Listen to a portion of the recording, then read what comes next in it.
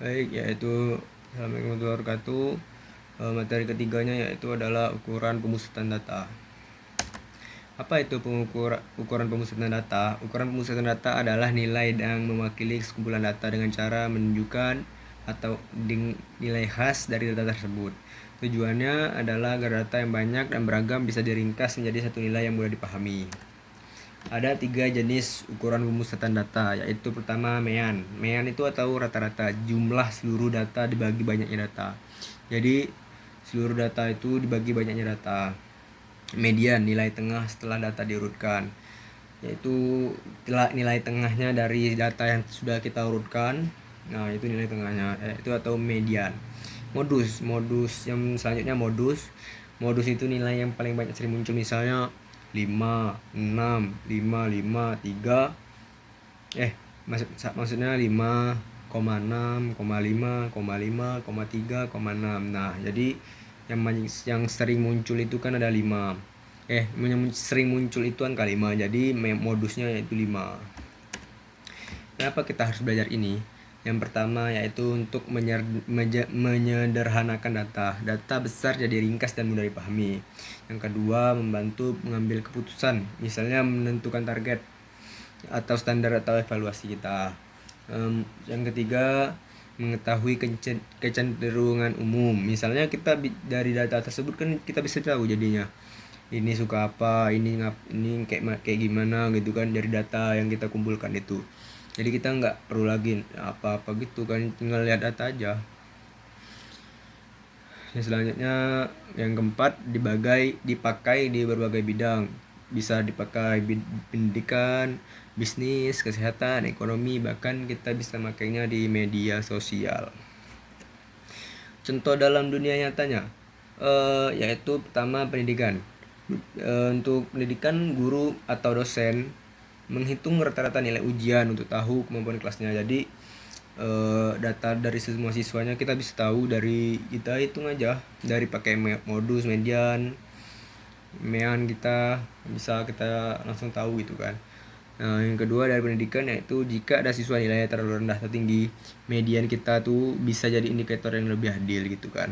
Jadi kita nggak timpang-timpang sebelah gitu kan.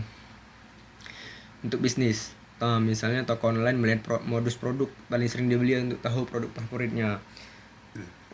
Jadi toko online itu kan kita bisa lihat, jadi data setelah kita lihat data itu, ternyata produk ini nih yang sering dibeli gitu kan. Jadi kita lebih tahu, jadi lebih restock lah untuk barang itu.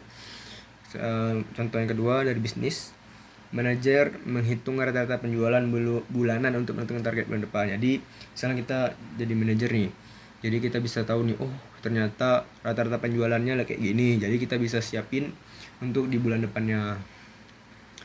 Untuk kesehatan, dokter memakai rata-rata tekanan darah pasien dari beberapa kali pengukuran. Jadi kan untuk tekanan darah itu kita bisa misalnya 3-4 kali kan diukurkan. Jadi rata-ratanya pasti mungkin ada yang tidak sama gitu kan. Jadi kita bisa ngitung rata-ratanya, rata-ratanya gini gitu kan.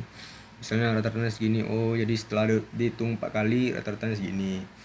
Habis itu peneliti kesehatan memakai median usia pasien agar data tidak bias oleh usia ekstrim. Untuk teknologi dan media sosial, Instagram bisa menghitung rata-rata like untuk memberi insight pengguna, dan aplikasi transportasi menghitung median waktu perjalanan agar lebih akurat, tidak terpengaruh kemacetan ekstrim. Nah, di sini adalah rumus dari MEAN, nanti saya tampilkan di sini ya. MEAN itu ingat kali rata-rata. Yang kedua yaitu MEAN itu bisa ada tambah data tunggal dan data data tunggal.